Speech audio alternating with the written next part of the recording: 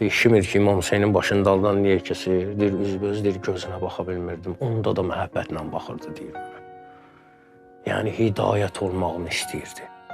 Sevgi nə boyda olmalıdır ki, sənə qarşı bu qədər zülm olur, amma ki, sən o sevgindən geri qalmırsan. Nə qədər müharibələrdə Əli əleyhissalamın əlindən düşür, daha doğrusu qarşı tərəfin əlindən düşür, Əli Kərbəlada xəncər əllərindən düşəndə öldürmürdü ki, bəlkə hidayət oldu, get.